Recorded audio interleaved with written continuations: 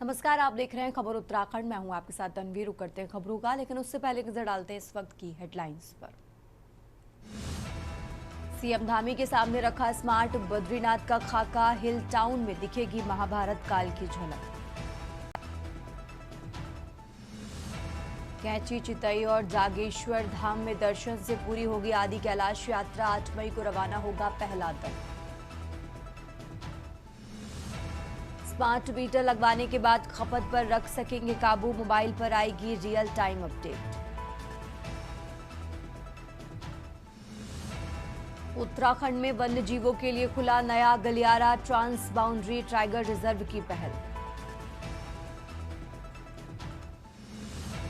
देहरादून की जगह हल्द्वानी पहुंची फ्लाइट। बोर्डिंग पास में निकली बड़ी चूक। हल्द्वानी से वापस गरुड़ लाया गया और फिर देहरादून भेजा गया। उत्तराखंड में अगले 3 दिन तक बिगड़ा रहेगा मौसम। बारिश के आसार। केदारनाथ धाम में लगातार बर्फबारी। आप देख रहे हैं के न्यूज, खबरों का सारथी। और अब रुक करते हैं खबरों का। देहरादून के कोर्ट रोड पर स्थित चौपाल कार्यालय में इंडिया गठबंधन के सहयोगी दलों की बैठक आयोजित हुई। दीनदयाल पार्क के पास हुए संवाद कार्यक्रम में विभिन्न दलों के नेताओं ने भाग लिया और आगामी चुनावों को लेकर इस बैठक में चर्चा की गई। बैठक में पूर्व मुख्यमंत्री हरीश रावत भी शामिल रहे। उन्होंने कहा कि बदलते राजनीतिक हालात में सहयोगी दलों के बीच लगातार संवाद जरूरी है। साथ ही उन्होंने सत्तारूढ़ दल पर संवैधानिक संस्थाओं के दुरुपयोग का भी आरोप लगाया। आगे चुनाव हो रहे हैं, ये देख रहे हैं हम कि सत्तारूढ़ दल पूरी शक्ति का उसमें जो संवैधानिक संस्थाएं हैं उनका भी जिस तरीके से खुला दुरुपयोग कर रहा है। अब तो केंद्रीय बलों का खुला दुरुपयोग किया जा रहा है कि सब हमको आगे के लिए बहुत सचेत करता है। तो हमने उत्तराखंड में समय समय पर महत्वपूर्ण मामलों में इंडिया गठबंधन के जो हमारे सहयोगी हैं, हम लोग बातचीत करते रहे हैं। और अब खबर देहरादून से है, जहां उत्तराखंड में अब स्मार्ट मीटर लगाने का काम तेजी से उपभोक्ताओं को पहले से ज्यादा सुविधाएं मिलेंगी। इसी क्रम को लेकर कांग्रेस की प्रदेश प्रवक्ता डॉक्टर प्रतिमा सिंह ने स्मार्ट मीटर को लेकर सवाल उठाए। उन्होंने कहा कि मुख्य सचिव कहीं न कहीं सरकार की वजह से कंफ्यूज नजर आ रहे हैं। पूर्व में भी स्मार्ट मीटर लेकर आए थे और लगाने के बाद उनमें कमी भी पाई गई थी, जिसको लेकर कांग्रेस और आम जनता ने इसका विरोध किया था। बहुत कंफ्यूज है और मुझे लगता है यही वजह है कि मुख्य सचिव भी खुद सरकार की वजह से कंफ्यूज नजर आ रहे हैं। आप एक बार स्मार्ट मीटर लेके आते हैं, फिर उस स्मार्ट मीटर को लगाते हैं, फिर आप कहते हैं जी ये सही नहीं है, इन्हें हम हटाने का कार्य करेंगे। टैक्स पेयर्स का करोड़ों रुपया सरकार सिर्फ अपने ट्रायल में जो है खर्च करने का कार्य कर रही है, वो बहुत दुखद है। वो भी उस प्रदेश का जिस प्रदेश में लाख करोड़ से भी ज्यादा का जो कर्ज है वो जो है हमारे ऊपर है और हर व्यक्ति का रोया रोया कर्ज में डूबा हुआ है। तो क्या है स्मार्ट मीटर? जो अभी आपने डिजिटल मीटर लगाए हैं, अब उसमें क्या फ्लॉज हो गए? उसके लिए भी आपने उपभोक्ताओं से पैसे लिए, दिखाया ये कि जी हम फ्री में लगा रहे हैं, हर महीने के बिल में उससे पैसे कट के आ रहे हैं। स्मार्ट मीटर जिन घरों में लगा हुआ है उनकी शिकायत शुरू से यही है कि बिल बढ़ के आ रहे हैं। तो अब ये अचानक कौन सा स्मार्ट मीटर लेके आ रहे हैं? और कांग्रेस पार्टी ने इस बात का खुलासा किया था कि जो स्मार्ट मीटर है ये भाजपा के नेताओं की फैक्ट्रीज में ही बन रहे हैं। और आगे बढ़ते खबरों में, हल्द्वानी के बनभूलपुरा कांड की जांच को लेकर पुलिस प्रशासन एक बार फिर सख्त रुख में नजर आ रहा है। वरिष्ठ पुलिस अधीक्षक मंजुनाथ टीसी ने मामले की जांच में तेजी लाने के निर्देश दिए हैं। उन्होंने स्पष्ट किया कि घटना में शामिल किसी भी आरोपी को बख्शा नहीं जाएगा। 8 फरवरी 2024 को जो ब्लैक मतलब बहुत ही दुर्भाग्यपूर्ण और बेहद हिंसात्मक घटना जो हुआ बनभूलपुरा थाना क्षेत्र में हल्द्वानी में 8 फरवरी 2024 को जो व्यापक हिंसा, उग्र उपद्रव, दंगा फसार का जो घटना हुआ था और पुलिस की कर्मचारियों पर और प्रशासन और पुलिस की कर्मचारी, नगर निगम के कर्मचारियों पर जानलेवा हमला हुए थे। पुलिस थाना और पुलिस की गाड़ियों पर आगजनी हुई थी। जो इस व्यापक हिंसा और व्यापक उपद्रव की घटना पर जो है विभिन्न एफआईआर पंजीकृत हुए थे। हल्द्वानी तहसील में तहसील दिवस के दौरान बड़ा हंगामा हो गया। आरोप है कि मौके पर जिम्मेदार अधिकारी मौजूद नहीं थे, जिससे फरियादियों और जनप्रतिनिधियों में नाराजगी फैल गई। गुस्साए लोगों ने तहसीलदार कक्ष में भी धरना शुरू कर दिया और प्रशासन के खिलाफ जमकर नारेबाजी की। इस दौरान पार्षद मनोज जोशी और नायब तहसीलदार भूपाल सिंह मटियानी के बीच तीखी बहस भी देखने को मिली।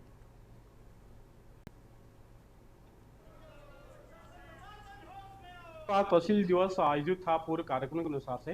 तहसील दिवस में तहसीलदार साहब कहीं वीआईपी ड्यूटी में गए हैं, तो उन्होंने हमें नामित किया था। हम यहीं तहसील दिवस पर ही जो है कक्ष रूम में ही थे। तो कतिपय जो है मैं समझता हूँ कि सलमानी जी जो पार्षद हैं, मेरे ख्याल से वार्ड नंबर 13 के, तो इनके नेतृत्व में कुछ पुरुष और कुछ महिलाएं यहाँ धरने में बैठे थे। तो ज्ञापन देने के लिए इन्होंने कुछ कहा नहीं, तो हम भी ज्ञापन देने के लिए तभी जाते जब ये ज्ञापन के लिए हमें आमंत्रित करते।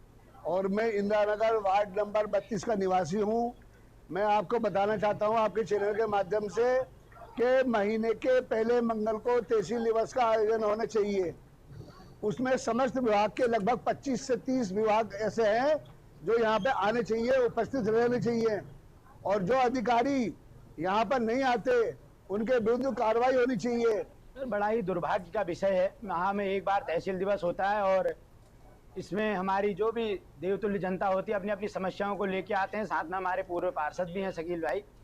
आज बड़ा ही दुर्भाग्य हो रहा है कि पिछली 1 साल से मैंने एक पेड़ काटने के लिए दिया था आरा मशीन के पीछे, जो आज तक नहीं काट पाए। ये लोग गुमराह करते हैं और समाज कल्याण अधिकारी जो हैं उनको समाज कल्याण की पेंशन के लिए जब जनता जाती है तो वो कभी कहते हैं इसमें मजदूरी लिखा लाओ, मजदूरी लिखा के लेके जाते हैं तो फिर कहते हैं बेरोजगार लिखा लाओ।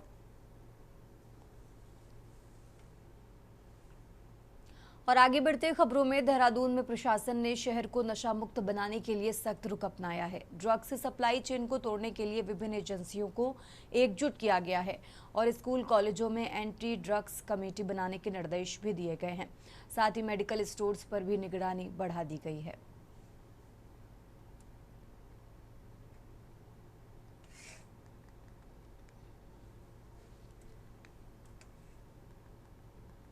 देहरादून में अचानक मौसम ने करवट ले ली है। शहर में तेज बारिश के साथ ओलावृष्टि होने से तापमान में गिरावट दर्ज की गई है। कई इलाकों में मौसम एकदम सर्द हो गया है। मौसम विभाग के अनुसार आज और कल भी बारिश का सिलसिला जारी रहने की संभावना जताई गई है।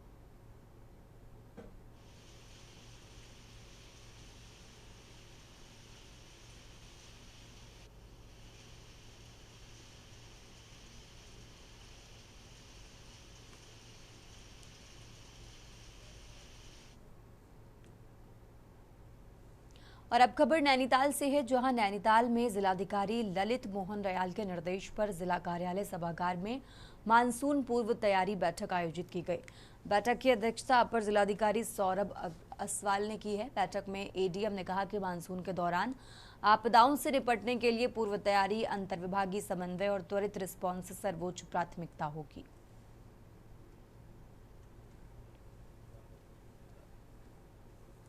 सभी विभागों को जो कंसर्न्ड आपदा से रिलेटेड हैं उन सभी के साथ एक मीटिंग की गई है और उनको ये कहा गया है कि मानसून सीजन से पहले अपने जो भी कार्य उनके चल रहे हैं या जो भी कार्य न्यूनीकरण के लिए करने हैं उनको पूर्ण कर लिया जाए। और सभी डिपार्टमेंट से कहा गया है कि वो अपनी तैयारियां जो मानसून के दृष्टिगत करते हैं उसको पूर्ण कर लिया जाए और जो उनकी कार्य योजनाएं हैं वो हम जिला कार्यालय में उपलब्ध करा जाए, ताकि जो भी अगर हम उनको कुछ और दिशा निर्देश देना चाहें तो वो दे सकें टाइम से पहले।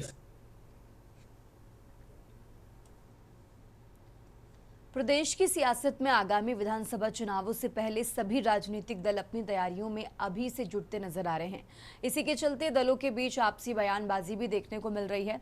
जहां एक और पश्चिम बंगाल सहित अन्य 4 राज्यों में विजय का परचम लहराकर भाजपा उत्तराखंड में भी 2027 के विधानसभा चुनावों में पुनः जीत का दावा कर रही है, वहीं सबसे बड़ी विपक्षी पार्टी कांग्रेस भी जीत पाने के लिए जद्दोजहद करती नजर आ रही है। ये रिपोर्ट देखिए। एक राष्ट्रीय पार्टी के वरिष्ठ नेताओं से ठगी करने वाले अंतर्राज्यीय ठग गिरोह के सरगना को थाना राजपुर पुलिस ने गिरफ्तार किया है। आरोपी ने खुद को राष्ट्रीय कांग्रेस पार्टी के वरिष्ठ पदाधिकारी का निजी सचिव बताकर एक महिला जनप्रतिनिधि से ठगी की थी। आरोपी ने सोशल मीडिया के माध्यम से राजनीतिक पार्टियों से जुड़े वरिष्ठ नेताओं और उनके सहयोगियों करीबियों के संबंध में जानकारी जुटाई थी। आरोपी पर कई अन्य राज्यों में भी राजनीतिक पार्टियों से जुड़े नेताओं से पद व टिकट दिलाने के नाम पर ठगी करने का आरोप है। साथ ही आरोपी के उत्तराखंड में भी राष्ट्रीय कांग्रेस पार्टी से जुड़े कई वरिष्ठ नेताओं के संपर्क में होने की जानकारी मिली है। बता दें कि भावना पांडे ने थाना राजपुर में शिकायत दर्ज कराई थी कि कनिष्क सिंह नाम के एक व्यक्ति ने खुद को कांग्रेस पार्टी के वरिष्ठ पदाधिकारी का नगरीय सचिव बताते हुए उनसे उत्तराखंड राज्य में सर्वे और पार्टी में महत्वपूर्ण पद दिलवाने के एवज में 25 लाख रुपए की मांग की थी, जिसका भुगतान भावना पांडे की ओर से कर भी दिया गया। पुलिस के इस बड़े खुलासे के बाद उत्तराखंड की राजनीति में बड़ी हलचल पैदा हो गई है, जो कई कांग्रेस के शीर्ष नेताओं पर गंभीर सवाल खड़े कर रही है। देखिए, अभी जैसा विदित आपको, श्रीमती भावना पांडे जी के द्वारा एक एफआईआर थाना राजपुर में पंजीकृत कराई गई थी, जिसमें उनके द्वारा आरोप लगाया गया था कि विगत दिनों एक युवक के द्वारा अपने आप को श्री राहुल गांधी जी का पीए बताते हुए उनसे कुछ पैसों की मांग की गई थी और उसके एवज में किसी काम का उसके द्वारा प्रॉमिस किया गया था। तो उस पर विश्वास करते हुए श्रीमती भावना पांडे जी के द्वारा उसको धनराशि उपलब्ध करा दी गई थी और जब उनको ठगी का एहसास हुआ तो उनके द्वारा ये एफआईआर पंजीकृत करवाई गई थी। तो मैंने जब होटल की बात आई, उस दिन ये हरिद्वार में रुके थे, उस दिन शादी थी। उसने कहा दीपक आएगा विधायकों का पीए, और आप मैंने बुक करा दिए थे, रूम बुक करा दिए थे, पेमेंट उनको करनी थी। उन्होंने कहा भाई विधायकों को आपके सामने नहीं आना चाहिए, और कुछ कहानी करी उसने, तो मैंने कैश दे दिए। भाई जब हरीश रावत बात कर रहे हैं, जब गणेश गोदियाल बात कर रहा है 2-3 बार, और जब हड़क सिंह बात कर रहे हैं, तो भाई मेरा तो लाजमी है विश्वास करना कि भाई वो कनिष्क है। मैं तो पहली बार उसकी आवाज सुनी। मैं इन नेताओं से पूछना चाहती हूँ कि दुर्भाग्य आपके लिए है कि आप जिस पार्टी में, उस पार्टी के पीए का आवाज नहीं पहचानते। आप नकली कनिष्क की बात करो। इन्होंने कंप्लेन क्यों नहीं करी? जब 4 दिन बाद मुझे पता था, शक हुआ उस पर, जब वो ज्यादा पैसे की डिमांड करने लगा कि गणेश गोदियाल को बदला जा सकता है, आप पैसे, तो मैंने तब मेरे दिमाग में शक हुआ, फिर मैंने पुलिस कंप्लेंट करी। पुलिस को ये बातें पता करनी चाहिए कि इससे पहले मेरे खिलाफ क्या क्या हुआ, उसके बाद क्यों किसी को पैसे दिए गए, जिसने पैसे लिए उसने किस काम के लिए, जिसने दिए उसने किस काम के लिए दिए, और पुलिस इसकी छानबीन कर रही है तो पुलिस इसकी गहन जांच करे। ये इस तरह के षड्यंत्र तो सरकारों के साथ भी हो सकता है। देखिए, कांग्रेस की जो कार्य संस्कृति है अब वो सबके सामने आ गई है। कांग्रेस में हमेशा से इसी प्रकार रहा है, दायित्व जो है पैसे लेकर बांटे जाते हैं, टिकट पैसे लेकर बांटे जाते हैं, और इसका प्रत्यक्ष उदाहरण आपके सामने उत्तराखंड में भी है। और एक चीज़ और ये दर्शाता है कि कांग्रेस में अंतर्कलह कितने स्तर पर है। चरम स्तर पर जो है इस वक्त कांग्रेस में मारामारी है। कांग्रेस के वर्तमान प्रदेश अध्यक्ष को हटाने के लिए किस प्रकार जो है कांग्रेस के अन्य नेता नए जो है रोज षड्यंत्र रच रहे हैं, और कांग्रेस के और भी ऐसे लोग हैं जो भी शर्म के हमारे सामने नहीं आ रहे हैं। पुलिस जांच में आया है सामने। उत्तराखंड के बड़े नेताओं को झांसे में लेने के सनसनीखेज मामले की तह तक जाने के लिए पुलिस ने एक दूसरी और कड़ी को जोड़ने की कोशिश की। भावना पांडे से हुई बातचीत में उन्होंने बताया कि ठग ने उन्हें विश्वास दिलाने के लिए गणेश गोदियाल, हरीश रावत, हरक सिंह रावत और यशपाल आर्य की आवाज सुनाई। इनसे बातचीत सुनकर उन्हें लगा कि ये सभी बड़े नेता हैं, इसलिए ये कनिष्क की आवाज पहचानते होंगे, और उन्हें यकीन हो गया कि सामने फोन कॉल पर मौजूद व्यक्ति राहुल गांधी का निजी सचिव कनिष्क ही है, इसलिए उसके झांसे में आकर 25 लाख रुपए दे दिए। वहीं कांग्रेस अपनी पार्टी के शीर्ष नेताओं के खिलाफ इस घटना को बड़ी साजिश करार दे रही है, तो वहीं भाजपा इसे कांग्रेस की खरीद फरोख्त की पुरानी परंपरा बता रही है। उत्तराखंड क्रांति दल का स्पष्ट मानना है, और पहले से उनको ये पता है कि राष्ट्रीय दलों ने अपनी राजनीति चमकाने के लिए एक दूसरे की टांग पीछे खींचनी है, और वो खींचते आ रहे हैं। उनके पास कोई विकास के कोई मुद्दे नहीं है। विकास अभी तक पहाड़ नहीं चढ़ पाया है। इन मुद्दों पर न तो कांग्रेस बोलती है, न बीजेपी बोलती है। कांग्रेस उनकी मित्र विपक्ष की भूमिका निभाती है। उनकी प्रेस कॉन्फ्रेंस का जो सार था वो कांग्रेस नेताओं के लिए कम और ठग के लिए ज्यादा था। जिस ठग ने फोन करके जो है एक ऐसी भूमिका तैयार की जिसकी वजह से जो है उनसे शायद कुछ पैसे, और उनके साथ साथ बहुत अन्य लोग भी हैं जिनसे कुछ पैसे ठगे गए। और ये बहुत अच्छी बात है कि उन्होंने पुलिस को इसकी जानकारी दी और पुलिस इस पे जो है कार्रवाई कर रही है। कोई ठगी का शिकार नहीं हो रहा है। एक दूसरे सभी ठग हैं, एक दूसरे को ठग रहे हैं। आपको पहले से मालूम है कि पहले भी गुदियाल जी पर आरोप लगाए गए थे कि पिछले चुनाव में 16 टिकट बांटे गए, 25 टिकटों का सौदा हो गया, और अब स्थितियां यहाँ तक पहुंच गई कि किसी को बिठाने और गिराने को लेकर भी पैसे दिए जाने लगे। से पहले इस तरह की खरीद फरोख्त, पद और प्रतिष्ठा को लेकर आम बात अब तक सुनने को मिलती ही आई है। लेकिन एक शातिर ठग ने ही राजनीति में चल रही इस परंपरा का बड़ा फायदा उठा लिया। सवाल यही है कि क्या पार्टियों के भीतर इस तरह के पद खरीद का सिलसिला चल रहा है, जो बेहद चिंता का विषय है। भावना पांडे ने आखिर किस पद को पाने का या किस पद को हटाने के लिए इतनी बड़ी रकम एक ही फोन पर अनजान व्यक्ति को बिना मुलाकात और जानकारी के दे दी। ऐसे में और कितनी ऐसी भावना पांडे हैं जो प्रदेश की राजनीति में बड़ा बदलाव पैसे के दम पर कर सकती हैं, और क्या इनके संबंध ही इन पार्टियों को अपने इशारों पर चलाते हैं। एक तरफ 2027 के चुनाव को जीत दिलाने के लिए आम कार्यकर्ता और ईमानदार नेता कोई कसर नहीं छोड़ रहे, वहीं इस तरह के मामले कहीं न कहीं बड़ी पार्टियों को मिलने वाले फंड और राजनीति की दशा और दिशा को तय करते हैं, जो अपने निजी फायदे के लिए लोकतंत्र के लिए बड़ा खतरा साबित हो सकते हैं। Uttarakhand desk report.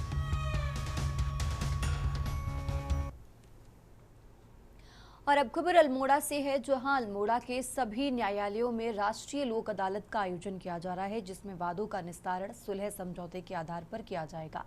जिला विधिक सेवा प्राधिकरण की सचिव अनामिका सिंह ने बताया कि जो भी वादकारी अपने मामलों का निपटारा आपसी समझौतों से करना चाहते हैं, वो निर्धारित तिथि से 1 कार्य दिवस पूर्व संबंधित न्यायालय में आवेदन दे सकते हैं।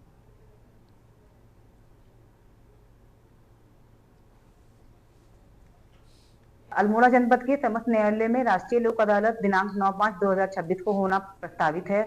इस लोक अदालत में ऐसे सभी प्रकार के मामले जो कि फौजदारी शमनीय मामले हैं, जिसमें कानूनी रूप से राजीनामा हो सकता है, तथा लेबर नियोजन के संबंध में वाद, पैसे के लेन देन के संबंध में वाद, सिविल मामले जिसमें कि पक्षकार अपने मामले को निस्तारित कराना चाहते हैं, ऐसे मामले निस्तारित किए जाएंगे। तो सभी लोगों से यह आग्रह है कि जो भी व्यक्ति अपने मामले को राष्ट्रीय लोक अदालत के माध्यम से निस्तारित कराना चाहता है, वे अपना मामला लोक अदालत की तिथि से 1 कार्य दिवस पूर्व भी वे अपने मामले को संबंधित न्यायालय में अधिवक्ता के माध्यम से आवेदन कर अपने मामले को नियत करवा सकते हैं।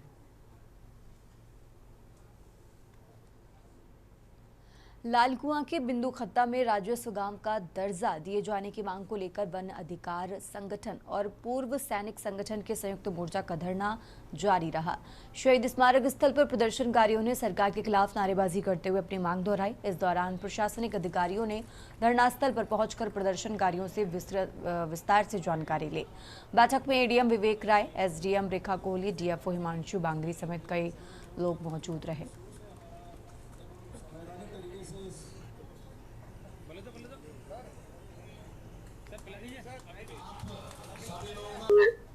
हमें उम्मीद थी कि कम से कम जिलाधिकारी महोदय यहाँ पर आएंगे और जो वनाधिकार अधिनियम के प्रावधानों के अनुसार हम अपनी इस राजस्व ग्राम की लड़ाई को लड़ रहे हैं, तो उसमें जो नोडल होते हैं जिला समाज कल्याण अधिकारी जो डीएलसी में उसके मेंबर भी हैं, हमें उम्मीद थी कि जो जनजातीय निदेशालय से उनको भी निर्देश हुआ था कि वो भी यहाँ पर प्रतिभा करें, तो दोनों ही लोग नहीं आने से थोड़ी निराशा हमें हुई है। और हमने मुख्यमंत्री महोदय को एडीएम साहब के माध्यम से पत्र प्रेषित किया है, अपना ज्ञापन प्रेषित किया है कि जिस तरह से हमारी लगातार अनदेखी की जा रही है और दावे हमारे स्वीकृत होने के बावजूद उस पर किस वजह से रोका गया है, अगर कोई रोक है या कोई कारण ऐसा है कि उसमें कोई कमी है, तो वो भी नहीं बताया जा रहा। इनका कर्मी अनशन था और तीसरे दिन एक सभा थी जिसमें वन अधिकार संगठन और वन अधिकार समिति और पूर्व सैनिक संगठन के द्वारा ये कार्यक्रम रखा गया था। हमारा कोई ऐसा उद्देश्य नहीं था, हम सरकार के उसमें विरोध में नहीं है, हम अपनी मांग को हमने रखा था और हमने खुली चर्चा शासन प्रशासन से रखी थी कि हमारे दावे में अगर कहीं कमी है, जो हमारा दावा है, जो हमारा प्रस्ताव राजस्व गांव का दावा है, समस्याएं जो है इस स्तर से समाधान होने की नहीं है, उच्च स्तर से समाधान होना है। एक प्रक्रिया है, प्रक्रियागत तरीके से विभिन्न समितियों के माध्यम से भारत सरकार तक प्रकरण को जाना है। सभी को सहयोग दिया जाएगा, सभी विभाग सहयोग करेंगे। जो भी आप लोगों के पास साक्ष्य है उसको जो है रिपोर्ट में इनबिल्ट किया जाएगा और प्रयास किया जाएगा कि ग्राम बनाने का प्रस्ताव जो है ग्राम स्तरीय समिति द्वारा ब्लॉक स्तरीय समिति को जिला स्तरीय समिति को भेजा गया था। तो उसमें परीक्षण करने के बाद कुछ कमियां जो है थी, तो कमियों को जो है अगेन ब्लॉक स्तरीय समिति को भेजा गया है। आज इसी पे चर्चा हुई कि कुछ 7-8 बिंदु में कमियां थी जो वापस भेजी गई थी ब्लॉक स्तरीय समिति को। तो उसमें डिसाइड हुआ कि कभी होगा तो उनके पास कुछ है, हमारे इसमें एक्सपर्ट लोग भी हैं जो कार्य काफी समय से पढ़ रहे हैं, कुछ उनके द्वारा दूसरे राज्यों का परीक्षण किया गया है। उनको कहा गया कि भाई आपने साथ में बैठ के उनकी बिंदुओं पे कुछ अगर चर्चा करके जिला स्तरीय समिति के सामने रखा जाएगा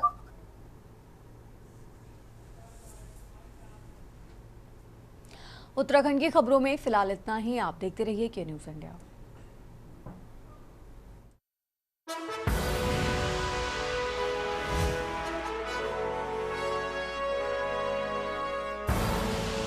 आप देख रहे हैं के न्यूज़, खबरों का साथी।